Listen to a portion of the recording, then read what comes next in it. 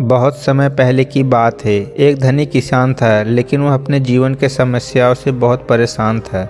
बड़ी आशा लेकर वह एक दिन गौतम बुद्ध के पास पहुंचा।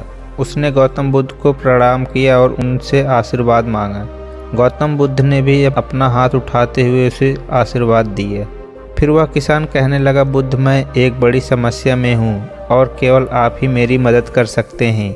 बुद्ध चुपचाप उसकी बातें सुनने लगे और वह किसान अपनी समस्या सुनाने लगा।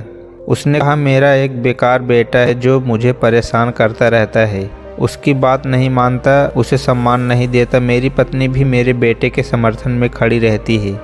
हे प्रभु, कुछ ऐसा करो कि उनका दिमाग बदल जाए, उन्हें पता चले मैं उनके लिए कितने परेशानियों का सामना करता हूँ। बुद्ध ने कहा, लेकिन मैं आपके लिए इस समस्या का कोई समाधान नहीं कर सकता हूँ। इसके बाद बुद्ध ने अपनी आंखें बंद कर ली और ध्यान की अवस्था में चले गए। फिर भी किसान चुप नहीं हुआ। वह कहने लगा, मैं अपने पड़ोसियों से भी परेशान हो गया हूँ।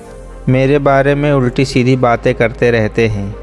मेरे बारे में तरह तरह के अफवाहें फैलाते रहते हैं। बुद्ध ने कोई जवाब नहीं दिया, लेकिन किसान को अपनी समस्याओं का हल चाहिए था। उसने एक और समस्या को सुनाना शुरू किया। उसने कहा, मैं अपने आने वाले फसल को लेकर भी चिंतित हूँ। इस बार मौसम फसल के अनुकूल है। इसके अतिरिक्त हर साल पशु पक्षी भी फसल को नुकसान पहुँचाते हैं। मुझे लगता है इस साल फसल से मुझे मुनाफा नहीं बल्कि नुकसान ही होगा।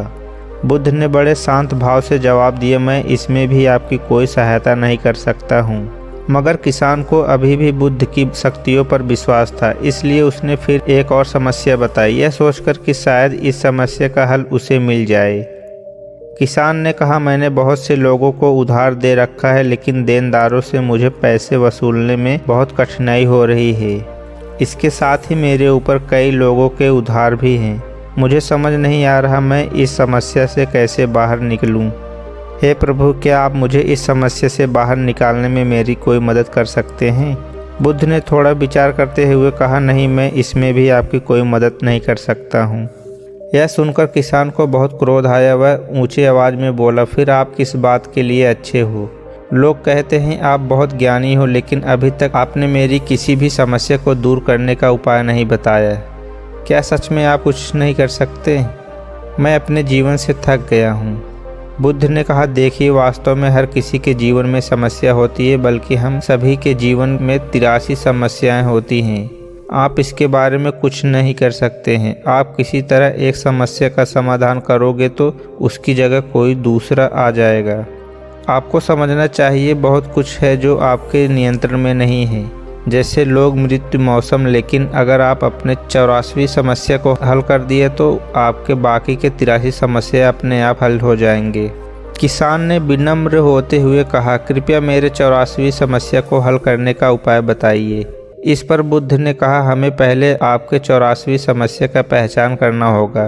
किसान ने बड़ी उत्सुकता के साथ पूछा, कृपया करके मुझे बताइए, मेरी 84वीं समस्या क्या है? बुद्ध ने कहा, आपकी 84वीं समस्या यह है कि आप जीवन में कोई समस्या नहीं चाहते हैं।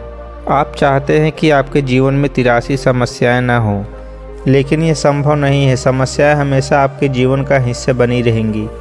अगर आप 83 समस्याओं के साथ जीवन जीने स्वीकार कर लेते हैं, तब कोई समस्या नहीं होगी। यही खुशहाल जीवन जीने का एकमात्र तरीका है।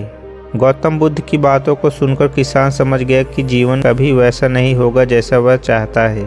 बस उसे अब कठिनाइयों से दुखी नहीं होना है, बल्कि जीवन को संतुष्टि और खुशहाली के साथ जीने का प्रयास करते रहना है।